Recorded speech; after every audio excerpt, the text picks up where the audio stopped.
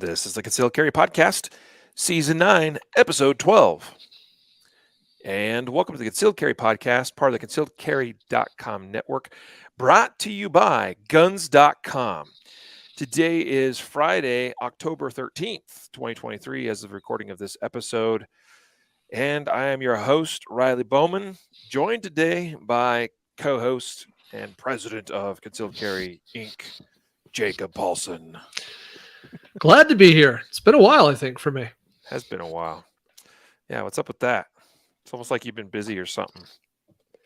No busier than anybody else. Busy, and also your internet sucks, bro. Certainly, either my Wi-Fi or my laptop, or the combination of the two, suck. Yeah, it took us a while to get set up today, but hey, we're here. I know it's Friday, Friday the 13th of all things. My daughter made sure to text me earlier today saying it's Friday the 13th. And then she sent all the like spooky emojis, which I thought was pretty funny. Anyway, hopefully you are all well and safe wherever you are. Some interesting things going on in the world, and we're going to be kind of using that as some inspiration for today's episode. Before we get into that, I do want to mention that today's episode sponsors are CCW Safe. It's our choice for the best legal representation protection.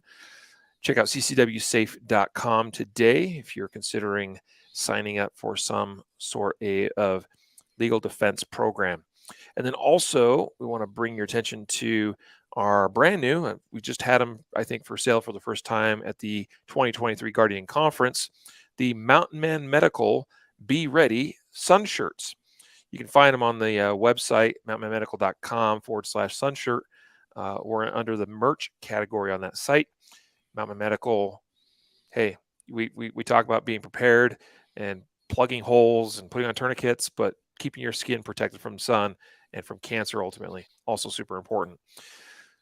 So, well, thanks to our sponsors, and thanks to our title sponsor again, guns.com. You know, we just mentioned the last episode. It's kind of the a relatively new thing, and we're thankful for our sponsors that make this possible, or else we may not be here. So, today's episode, I kind of brought this one up with you, Jacob. I said, hey, I've been seeing a lot of chatter recently, with this whole Israel, Hamas, war in the Middle East. Of course, everyone's familiar with ongoings in Ukraine, which has been going on for a while now. I think people have been probably less focused on that, at least, especially for a while now. But this whole thing in Israel just kind of came out of nowhere. There's been conflict there in the Israel-Palestine area for a long time. So like that's not anything new, but what is new is this sudden and unannounced, unprovoked series of attacks that just kind of came from nowhere. I think last Saturday is when everything kind of kicked off. And what I think is particularly notable, Jacob, is it seems to be less focused around attacking of military or military installations, at least of these initial attacks on Israel, and more or less focused on attacking civilians, which is uncool for sure. I mean, it's a terrible, terrible thing. And so, a lot of people recently I've seen Jacob talking about, hey, things could get crazy here in the States. And I think one of the things people look at is wondering about who all these people are coming across our southern border. And if, there's terrorists coming across the southern border, I definitely think that's a possibility. And so, that led, the recent events led to today supposedly being proclaimed this International Day of Jihad. And I specifically know some people that said, I'm taking my truck gun, or I'm taking my gun with me in my vehicle today. Meaning not their usual carry gun, but like an AR or some kind of rifle. So there you go. Truck gun, best practice or bad form? Well, being more prepared for worser things Generally, I'd say a good idea, right? I mean, what's going on in Israel is pretty terrifying. I mean, I think if you lived in Israel, it would feel equally out of nowhere and spontaneous, and also at the same time equally like predictable, based on that region and what's going on, and the differing of the two narratives there, where Israelis feel like they're refugees in Israel, kicked out of everywhere else on the planet, and Hamas and Palestinians feel like they're invaders. They're in Israel, and we have to get them to go away. Um, so, like those differing perspectives change that. But for us in the U.S., like we're not trying to correlate some specific causation. We're just saying, hey, crap can happen, out of nowhere, and so I want to be as prepared as I can to deal with those things. And certainly, that crap could be a terrorist threat. I mean, we've had terrorist attacks here in America in different forms over the years, but we've never been invaded.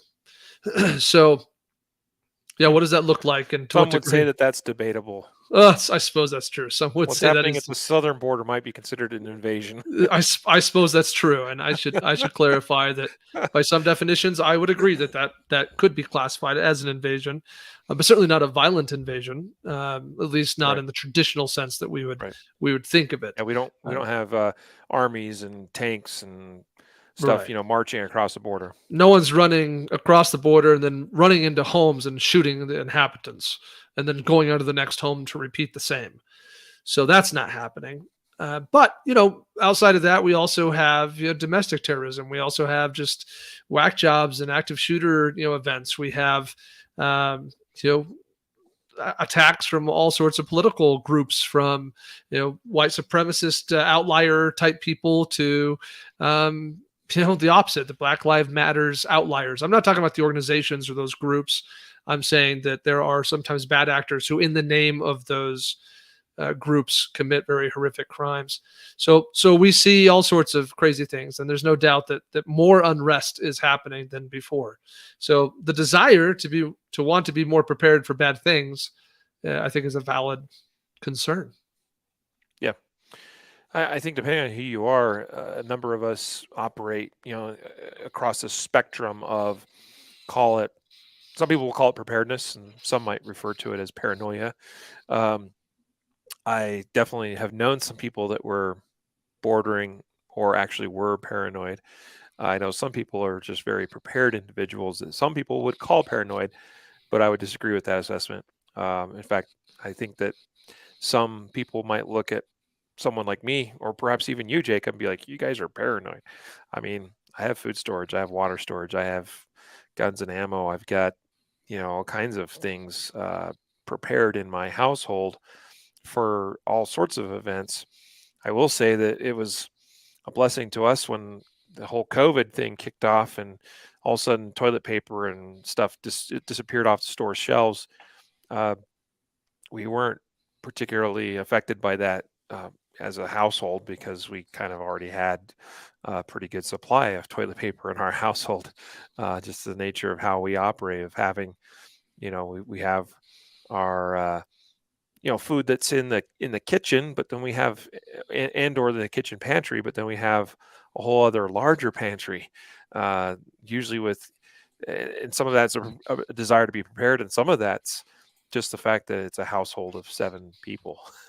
And it's like super convenient to have 10 bottles of ketchup down, minimum down in the storeroom, uh, so that because we're going through that kind of stuff all the time, so it's like, just go grab another one. Of course you have to replenish that, which I think we do a pretty good job of. But anyway, so different levels of across the spectrum of prepared or paranoid or just don't care, apathy.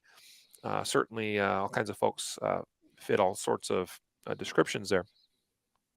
I believe in, obviously, ascribe to the general attitude of being prepared, because it's far better to be prepared, which means you kind of have a plan already in place, um, as opposed to being caught with your pants down when things go sideways. And this is true on the kind of domestic side of things, like the household and family, community level side of things, and also just, I mean, the fact that, hey, this is a concealed carry podcast. If you carry a gun concealed on your person on a regular basis, that's a general attitude of preparedness of, hey, I have this tool with me that anything could pop off just about any time, anywhere, and that might involve me. And so I carry a gun for my personal and or family's defense. Yeah. Yeah. Yeah. I mean, to segue that into the truck gun concept, I think, someone who's trying to be prepared is trying to manage two different sides of a scale. One is probability, and the other one Yep. is risk level, or the stakes, if you want. Right? Like none of us carry a gun around a gun because the odds of needing it are high.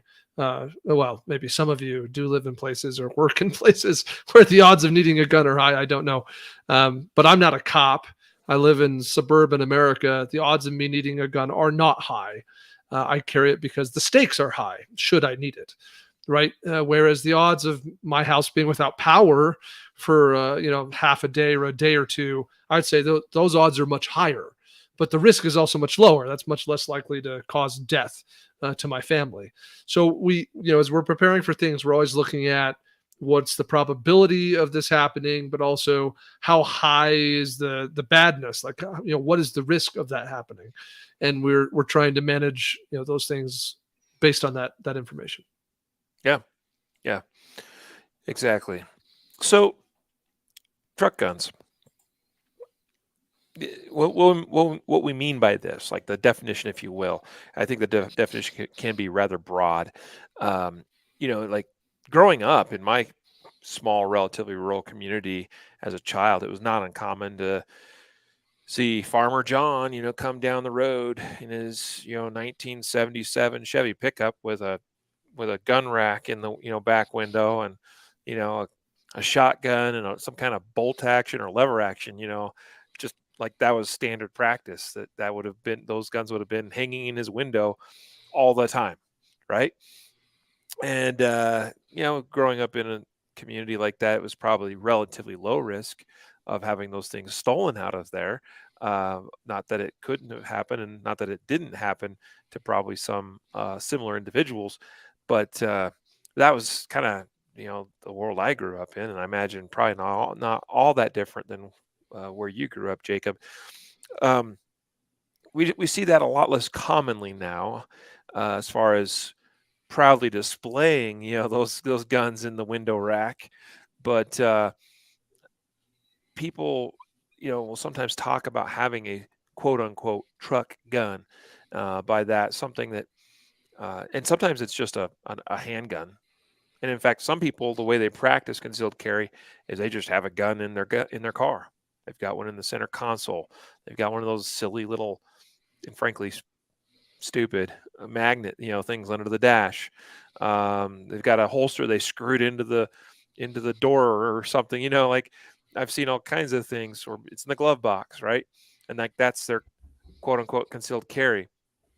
Um, we're gonna touch on the dangers of that, but in a little bit here. But and then for some, they have an AR-15 or some other kind of rifle or a shotgun that they transport with them in the vehicle on a regular basis.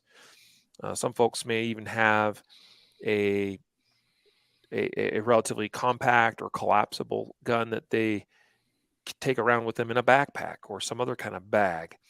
And that's actually, I think, become a lot more common practice than what it used to. In that a lot of folks will throw in a folded up, rifle of some kind in a backpack, and then it's in the vehicle with them, and they get out of the vehicle, and hopefully they're taking it with them into their place of work or their place of business or whatever, if provided they're allowed to do so. And so that's kind of the concept we're getting at here. And the idea is having, I think we're going to focus a little bit more on the idea of having a secondary firearm option besides the one that you might carry with you or on your person.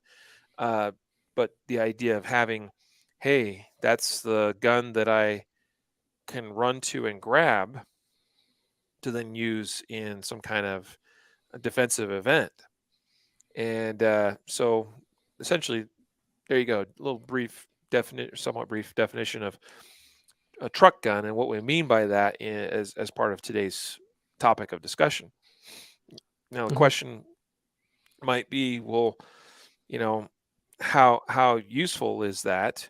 But actually, why don't we go ahead and you got some statistics, Jacob, because I think it's probably really relevant to discuss right now.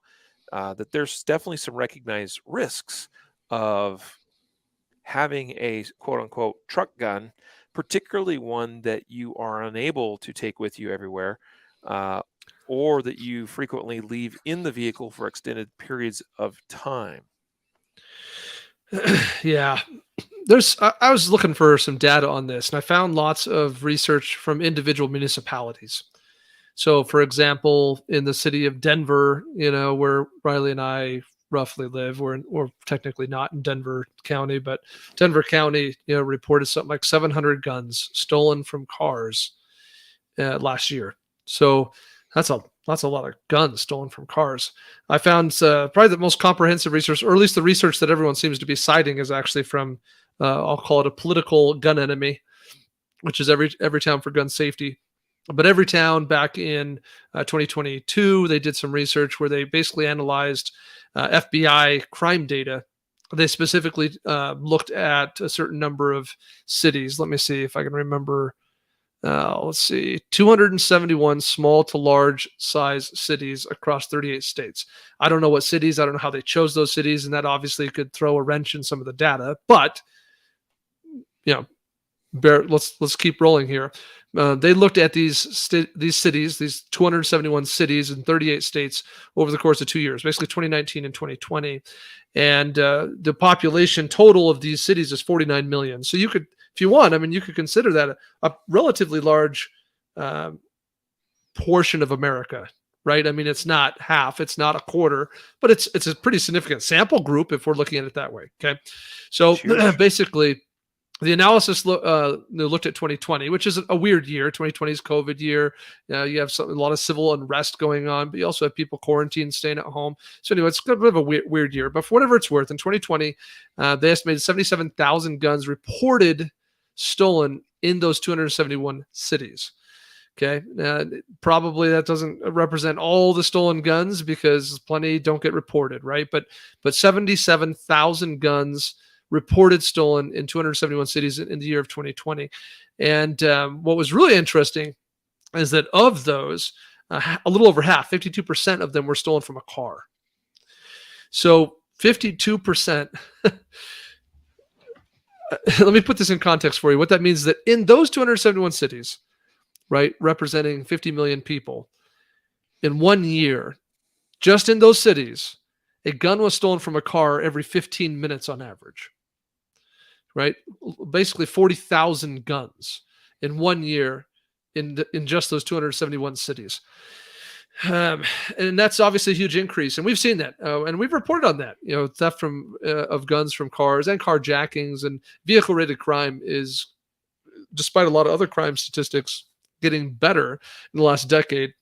Vehicle related crime is actually going up quite a bit. And certainly that's true here.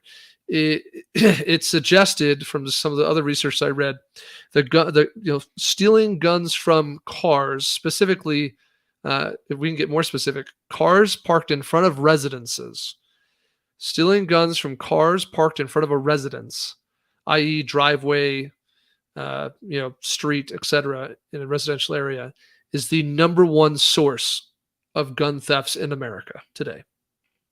So, regardless if we're talking about the truck gun that I keep in there all the time, or my concealed carry gun that I keep in there all the time, if we're talking about the practice of just keeping a gun in the car, then the first concern is that gun theft from car is number one way bad people get guns.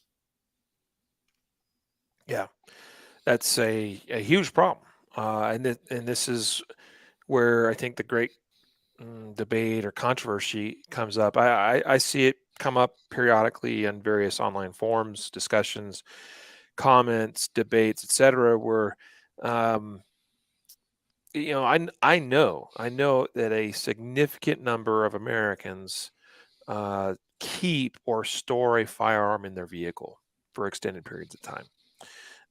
It is certainly their right to do so. Um, but just because it's your right doesn't mean it's the right thing to do, or maybe the responsible thing to do. Because this is a big problem when you look at the sheer number of firearms that, I mean, this is a gateway for thieves to obtain guns that have a high probability of being utilized in violent events, and in violent attacks and robberies and burglaries and things going forward. And so we have to look at this, I think, holistically as concealed carriers, as gun owners, as Second Amendment loving Americans. That, I mean, we care about preventing crime and violence from occurring, and it's not just about those instances that we are directly faced with. If we truly care about reducing violence and crime, then we need to be responsible with how we handle and transport and store firearms. Because if we are providing an opportunity that is easy for criminals to get hands on guns, then we're actually making our job more difficult down the road, because Mhm. we're providing an avenue for more guns to get out there, in the streets. And so, anyway, No, point is, there's a probability question there, right? Like, which is more probable? Me having a gun in my car that I am able to access in an efficient enough manner and timeline in order to defend myself or another with said gun, or is it more probable that my gun will be stolen from my car? Now, I'd say the probability is much higher that the gun be stolen from the car, but you might say that's an acceptable risk. I mean, there's an argument for, hey, I'm cool with my gun potentially getting stolen from the car, so as to ensure that I have access to it. So I think we have to ask, the next question is, well, how useful is it to have this mhm, gun in the car all the time? yep, I do see Triplex and AZ calling us out, saying something we said is BS. But he said a lot of it is Tyrone getting baby mama to buy him a gun. Um, Certainly that happens too. Like, we know that kind of thing happens as far as criminals getting a at least so far non-criminal, someone that's not prohibited yet, to buy them a gun so that they can then go use it in a crime. That certainly happens too. We're not saying that doesn't happen, but we are saying that this is a problem. As many guns get stolen out of vehicles, that's a relatively easy problem to solve and prevent if we simply stop leaving them in vehicles for extended periods of time. So how useful is the truck gun? Well, I think this is a relatively, from a factual basis, Jacob, relatively easy question to answer. And I think by useful, we mean, like, how likely is it that we are going to use and be able to access a gun that we keep in the vehicle for the purpose, to then, basically, essentially go to vehicle, grab gun, and then use some kind of defensive action. Those kind of incidents don't happen very often. In fact, they hardly ever happen. I can think of one specific story where an individual specifically went to, and it happened in North Carolina. We talked about it on the podcast a little bit. I can't remember the exact specifics on it, exactly when it happened or whatnot. But I remember it was in North Carolina, and there was an incident taking place inside a store, and a man went to his vehicle, retrieved his rifle, and went into the store. And if I recall, I don't even think there was any shots fired once he did that. I think by him getting his rifle and going back in the store, um, uh, I think maybe perhaps at the threat of force, that individual stopped doing what they were doing. But that is a one of the few specific instances that I can recall, Jacob, where something like this occurred, where violent activity taking place somewhere causes an individual to go to a car and actually get a gun that they then, and by this specifically, like more like a rifle. I would say there's a little more evidence of people retrieving a pistol from a vehicle. We see a few instances of that. Heck, the famous shooting in Texas back in like the 90s, in the cafe. Trying to remember what the name of that one was. Um, but and there's a woman that I can't even think of her name now either, that has become kind of this prominent Second Amendment activist whose parents were murdered in that cafe shooting in Oh, Texas. yes. Yeah, now you know what I'm thinking about. Yeah. Like in that instance, there was somebody I think that went to a vehicle to get a gun.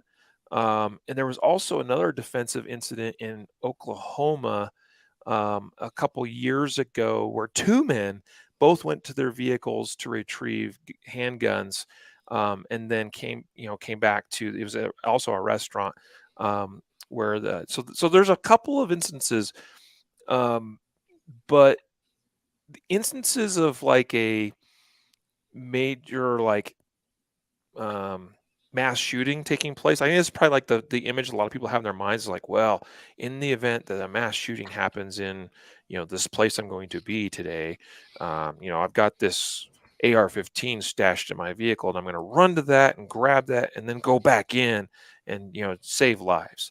Um, that doesn't happen hardly ever. Well, I think there's two different factors here. Like Riley, I think you would agree with me on this, that like we are advocates for, if gun needed, like get gun where can get gun. Absolutely. Right? Like if if the situation calls for a gun, and the one you are most easily able to access is the one in your car, like go get the gun, man. And I'm glad it's in the car so you can go fetch it. So like, there's no question of that. I think that there's a couple different things we have to dial deeper on this, because I'm not blatantly saying that you should never have a gun in a car. Like that's not what I'm trying to Mhm. communicate. And so please stick with us, because that's not like, we're going to break this down a little bit further here. But a couple considerations. This idea that my handgun that I have on me is the tool I'm going to use to fight my way to my big gun in my truck. That's seems to be the stereotypical idea that follows the truck gun concept. And I think that's what you're talking about, Riley, is this idea that like that is functionally highly improbable. That Well, you're going to be in such a prolonged gunfight that right. requires so much ammunition, etc., that you're going to need to fight your way to the truck to get the gun to do the thing, or I that you're I frankly think it's borderline fantasy yeah, for a lot of people. totally. And one step closer to reality is this idea of I'm in some sort of prolonged, massacre, mass casualty event that requires that I can justify the time necessary to go run to the vehicle and retrieve the firearm and then come back into the fray. That is one step closer to reality, but highly unlikely. I think that if the argument is the first argument that has to be made here, the important one is that there can be no doubt, and it requires no amount of research or data. I mean, just straight up obvious logic here, that having a gun on you is preferable. So if you're having to choose between, having a gun on you or having it in the vehicle, clearly having it on you is better. I don't have to convince anybody of that. I mean, we could reference endless news stories that we've covered on this podcast of people who've had to retrieve the gun from somewhere in their house, right? Some sort of home invasion incident, and they had to go get the gun from whatever other room or something. That happens all the time. So there's definitely no doubt that having it on you is better. However, if you then like, that's not in debate here. The things we're talking about is having a secondary additional gun in the vehicle viable. And if I can't have gun on me for whatever reason, or just choose not to, then is having one in the vehicle an acceptable next best practice? Yeah. Well, certainly we can recognize that there's times and places where maybe for whatever reason we're not able to take the gun that we normally would have on our person with us into a specific space. And so in that context, we might be inclined to think, well, I'm going to have that out there, as an option. Even if it's a low likelihood of occurring. Um, but then we still need to give some thought and care to how we are storing said gun safely and responsibly. I think we can come back and touch on that a little bit. I think the other thing here to touch on a little bit, Jacob, just kind of response to what you were just covering there, is actually that thought, it just flittered away. I had a good thought, a good follow up there, um, but like just talking about like think through the likely scenarios where you would where you might retrieve a gun from your vehicle and then use it. It's not going to be something that happens suddenly and instantaneously because there's simply not enough time, right? Um, you know, unless it's on your person or within immediate reach, and probably most likely a pistol of some sort, you're not able to. I'm talking, you're not able to use that and respond to a sudden threat quickly enough if it's a quote unquote truck gun, a rifle, let's say. Um, and so I don't know how often people think through some of these scenarios or imagine the kinds of situations they'll find themselves in. But I do think there's a lot of kind of myth and somewhat fantasy involved in some people's thinking as to why they do what they do. Again, it's your right to do so, and I fully support people's right to own, possess, carry their guns with them however they wish. Um, but as we have done since day one on this podcast, we will still call for responsible gun ownership, responsible training, responsible use, because I mean, rights come with responsibilities, right? Rights say that, yeah, you may do this thing, but because we value that freedom which we have and we enjoy, we then need to take care of it and sort of cultivate it. And it's very easy to potentially, I mean, like, it creates a case to lose said rights if we are not responsible. And I'd much rather we find solutions to societal level problems uh, ourselves than have the government tell us what we must do. I think most people would be in agreement on that. Yeah, let's talk about the how, because I think that's a super valid Yeah. point you brought up, right? So, there's likely highly responsible ways, or at very least significantly more responsible ways to store or to stage a firearm in a vehicle than others.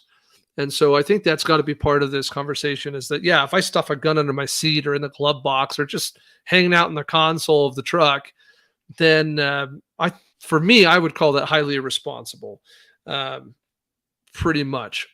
Without, I'm sure there's some exceptions where it's probably relatively okay. Parked in my garage, it's probably relatively okay. If I locked the car locked in garage, garage door closed, like, I suppose I don't know what the real risk is in that, but in average everyday life, I'd call that probably relatively irresponsible. But you can buy things that are vehicle designed, specific designed. We've talked about console Mhm. vault here on this podcast before, and there's other comparable products that you go to the website and you say, oh, I have an X vehicle, I got a 2016 Tacoma, double cab. And it says, oh yeah, we got, this product that, replaces the console area and it's got the lock on it, or maybe sometimes they're biometric or they're digital keypad, old school. I think they were mostly key driven.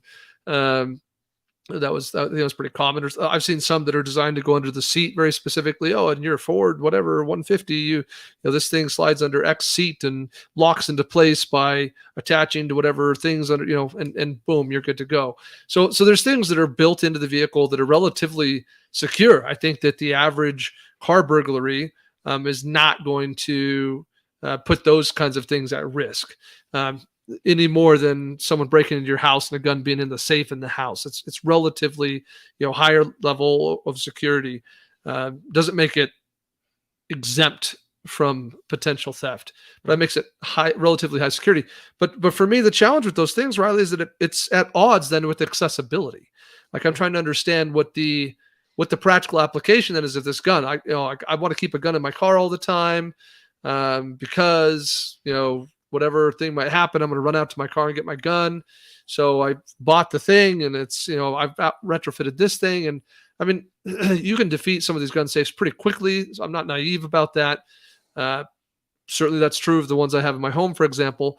But it certainly is not then going to provide me a gun in a quick, all of a sudden, out of nowhere road rage incident, like the Uber driver in Florida who's just cruising down the road. and a minivan cuts him off. Two dudes jump out the side door of the minivan and start shooting at him. Like, you ain't getting a gun out of the console vault probably fast enough to respond to that one. So I maybe I'm wrong about Yeah. that, but my point Well, is that there's balance.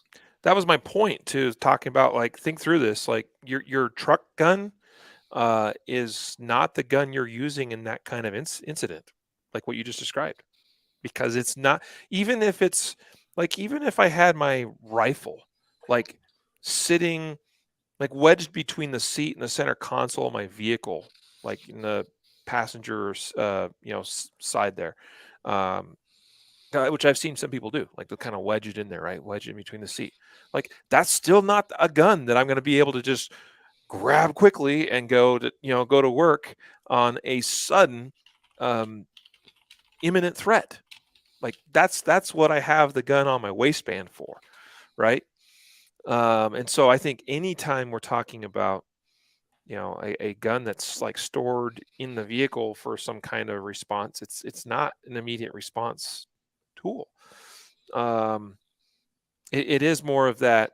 Well, if I was in this prolonged fight of some kind, and I have this moment of time where I'm able to go to vehicle, unlock my storage safe, vault, whatever thing, and pull my rifle out. Okay, that's all I can really think about. I did want to mention, there's a couple of really solid solutions. Truck vault, it's probably one of the more well-known options. A number of storage solutions that are, pretty secure. Um, Another one is that I've come across is called Boss Strongbox, which, kind of similar to Truck Vault in some respects. They got some pretty clever, like, underneath or beneath the seat storage options, which I think is kind of cool. There's a company called where'd it go? Oh, Southwest Solutions, or Southwest Storage Solutions. Kind of similar concept. Again, kind of more like steel boxes that very often you're going to find, like, in the back cargo area of an SUV, or maybe in the bed of a pickup truck, or that kind of thing. Maybe in a trunk of a car, those kinds of things. So those are some, I think, viable, responsible solutions.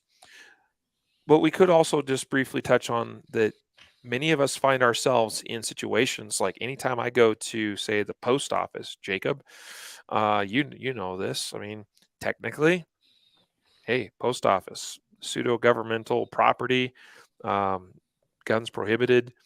Not even supposed to, like, pull into their parking lot, with my gun. And so I'll park on the street. It's a pain in the butt, and gun comes out of, or holster and gun will come out of the waistband, and I'll stick it in a little pistol vault in my vehicle, and go about my business. That's the best I can do in the moment. But it's not.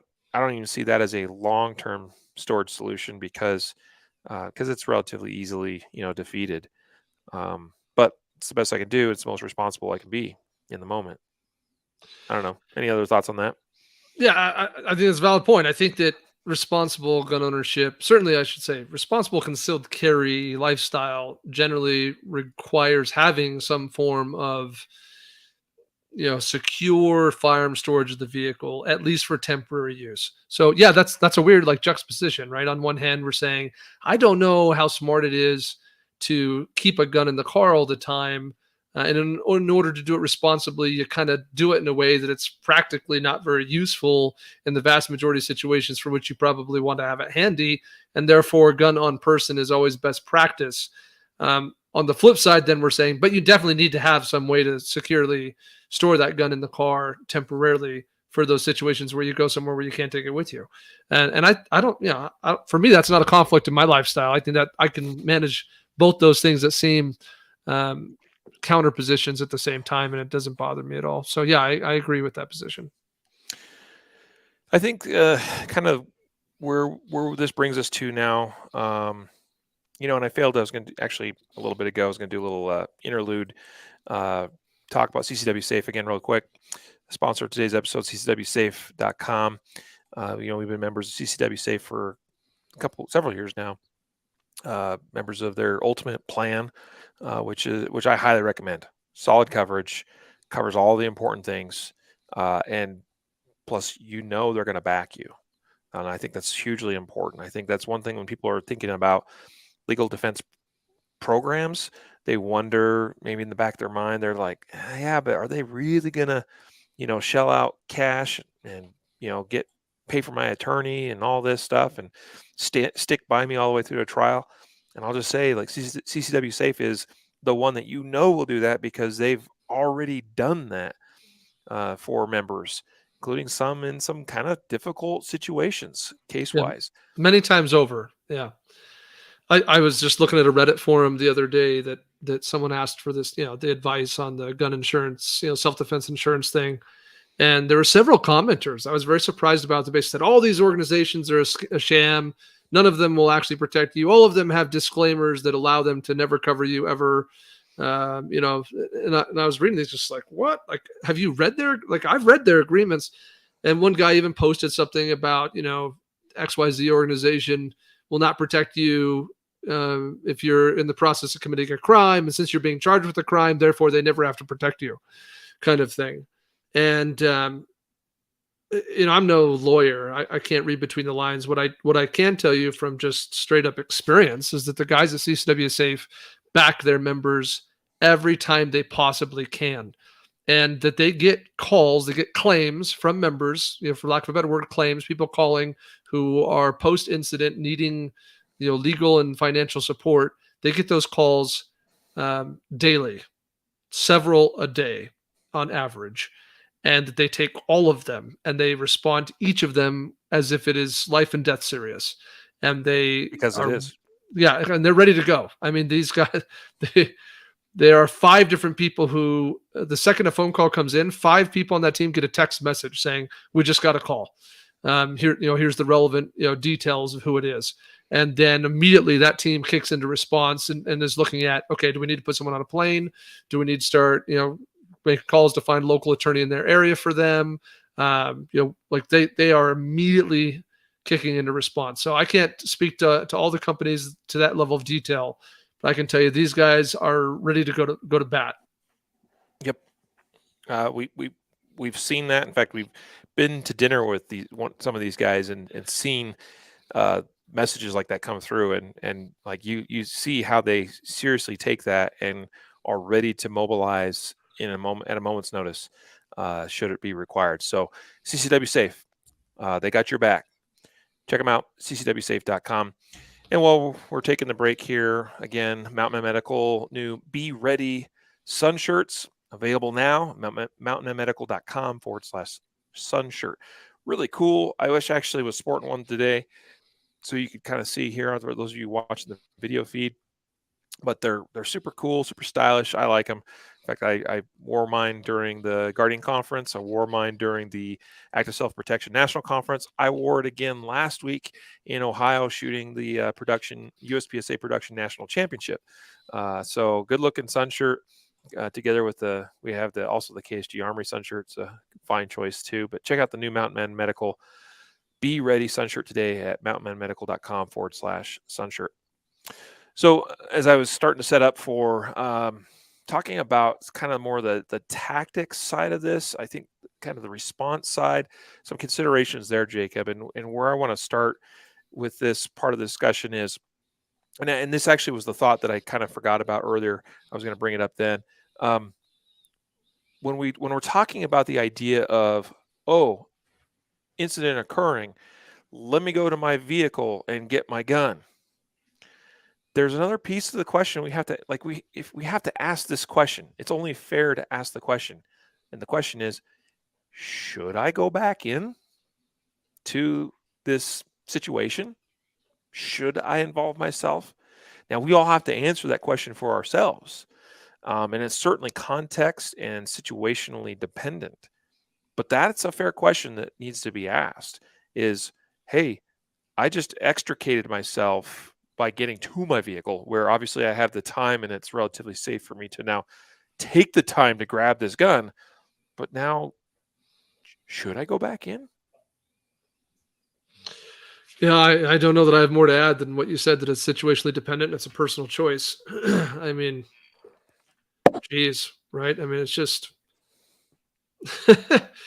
I'm thinking, a common one that's been on my mind lately is like violence at church. We got Mhm. a lot of church shootings. We had the one in Charleston. We have the one in Sutherland Springs. We had a pretty, significant one down here at a New Life Church south of Riley and I many years Yep. ago, just north of Colorado Springs. Yep. So, as I analyze those events and think, okay, if you're one of the people in the congregation who's got to run to the gun, um, are you able to do so? If you're lucky enough to be able to get out of there and go do so, should you now be running back in? I don't know. Uh, I think those are. I mean, I think for myself personally, I think, well, is my family in there? Because that would obviously be a deal breaker. Mhm. Though now I'm wondering why I abandoned my family in gunfire to extract myself to go get the gun. That seems like that's a separate conversation we should be But thinking through. but in some churches, your children might be in Sure, a children's separate part of the programs. building or something. Right, Yeah, right. sure. Yeah, Church so I could see ministry. that. Yeah. Right, So and that's what we mean by like context and situationally dependent. right. There's all these things that get really complex. What I do think is thinking through these things in advance is the correct thing. And so you bringing it up and allowing, the listener, the viewer here to be thinking, about these different situations. Oh, I'm at the mall, or oh, I'm in church, or I'm at work. And what happens? What am I going to do now? Each person needs to think through that a little bit and consider what would be the deal breakers for you. What are the things? And there are some of you who are like, I mean, the deal breaker is human lives are at risk, and so I'm in. Like I'm charging toward the gunfire, and to that I say, awesome. Like love you, go be a hero. But I don't think that if that's not your decision, you're a bad person. I I mean, my number one objective in life, like my number one mission in all circumstances, is to ensure my children still have a father. So, yeah, and that requires I have children. So if they die, that jeopardizes my number one objective, and if I die, that jeopardizes my number one objective. So that's my hierarchy of choice at all times. But each person gets to have their own hierarchy of choice. Yeah, exactly. But great comments from our friend Clover Tack. In fact, you should always check out his own YouTube channel, which you just search Clover Tack, one word, and you'll find him. Uh, he's adding his own input where he very much mirrors your own Jacob, where he says, it's not my responsibility to protect everyone around me. It's my responsibility to protect me and my family, those people I care about. Once I'm out, I am done, and my goal is to get out, not to engage unless absolutely necessary. See, he's thought this through for himself, and I think that's wise. And in his final comment here, I'm reading this because I think it's worthwhile enough to share, including for those who are not viewing the video feed. All choices people should reflect on and be confident in before something ever happens. That's why we're having this discussion. Is like, hey, here's some things going on and things to think about, and here's some considerations and choices that you should make, and you should make these choices ahead of time, so you're not standing there in the moment going, wait, what am I going to do? What, wasn't expecting this. Now what? So you want to have this figured out ahead of time as best you can. I think very similarly, because again, I've got 5 beautiful, wonderful children whom I dearly love, a wife. I want to be there for them. I have a contract with them as their husband and father to be there for them, to take care of them, to to raise them, and to make their lives the best that it can be. I also can understand and relate with those that feel like they would almost have to live in shame in front of their family and their wives and children if if they could have done something and failed to do so. I can understand that perspective. Again, we're all wired differently. We all have different ideas and thoughts, and priorities, and we need to understand these things. Again, I think that decision for me will be very much. Um, it's going to depend on where I am, who I'm with, who I need to protect, and in that, I've got, I guess, an algorithm of sorts, personally speaking, that I think helps guide me through some of that decision making, should I ever find myself in some kind of situation like that. Here's the final piece, I think, Jacob, and that is thinking about how your own response, especially in today's world where it's not relatively uncommon. I still don't think they're that common in an event when we really like look at it holistically, but um, it's not that uncommon to see mass shootings taking place where the weapon of choice is some kind of semi-automatic rifle. So let's suppose I went to my vehicle because something legitimate's happening here, even a mass shooting, let's say. So I go to my vehicle, grab my own rifle because that's the weapon of choice when I'm going up against something like, somebody else that has a rifle like that. I grab my rifle and now I'm going back in. All right. Okay. Am I going to be mistaken for the bad guy by not just law enforcement, but by fellow concealed carriers? Other people that might come across me. They just know somebody's in the area shooting, and they know that somebody's using a rifle, and they're probably not expecting somebody to have ran to a vehicle, grabbed a rifle, and they're running back in with it. Yeah, I wouldn't have thought of that for this discussion unless you'd brought it up. And I think it's super valid. And I've talked about that when I was a guest on another podcast last year. But yeah, there's no doubt whatsoever that having a rifle in your hand does make you look like the bad guy. Now, I think that looking like the bad guy or not is not the number one objective. So we have to deal with number one objective first, which is end threat. If that's your intention, right? If that's the reason you're rushing in there with a rifle, then is there any doubt for this audience that, with very, very few exceptions, the rifle is the preferred tool when dealing with a deadly threat? Like, I think all of us are pretty much on like, with limited exceptions, too limited to justify for this conversation. A carbine is probably your most efficient tool to stopping deadly attacks. Like, that seems like a no-brainer. So if your number one objective is must go stop deadly threat, and I have to choose between a rifle and a handgun, rifle the number one choice. But yes, I think that there is some reality of understanding that does make you look like a threat to other responding people and or cops.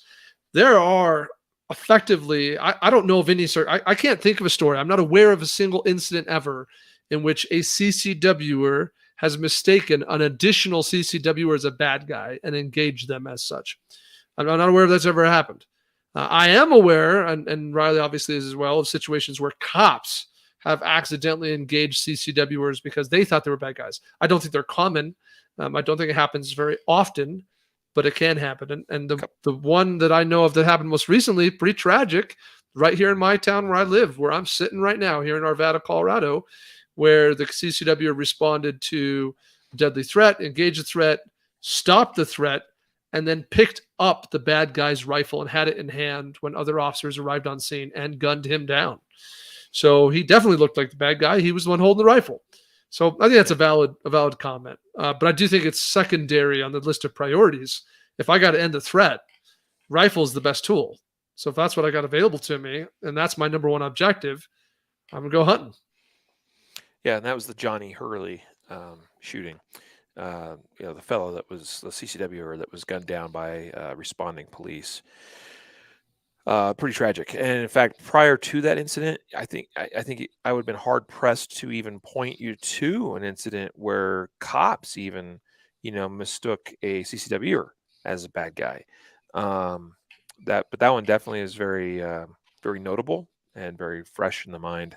Unfortunately, I think my final 2 cents on that, Jacob, would be I just think that it's something worth thinking through and understanding the risks, and then also understanding that while the carbine certainly would be my weapon of choice, my firearm of choice, to go into any kind of gunfight, um, there are some distinct advantages of having something a bit more compact.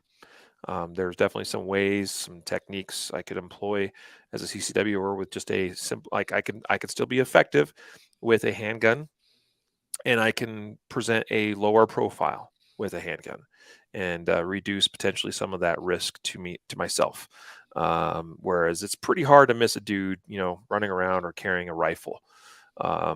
So it's just some other things to consider there. And less people think that you are completely ineffective against a rifle with a handgun. We know that's not true.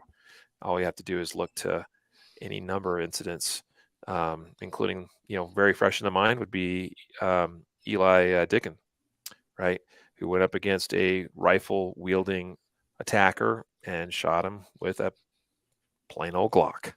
So, and I think another final note here is, hey, if you consider that truck gun, and in this context, a rifle, something that's important to you, as well as your concealed carry pistol, you should be probably practicing with any of those tools that you might be prepared to use. And are you Mm, doing that? So, yeah, super valid. Yeah, my final thought would be that for me, this we get into all this murky water a little bit because the user is unwilling to just have a gun on their person. Like to me, that's where this gets murky. Like the problem solved by just having a gun in your pants. Then you don't need to run to the vehicle unless you are in that really weird, awkward, prolonged fight, which to your point, Riley, basically sounds like a fantasy. But okay, have gun on you, solve problem.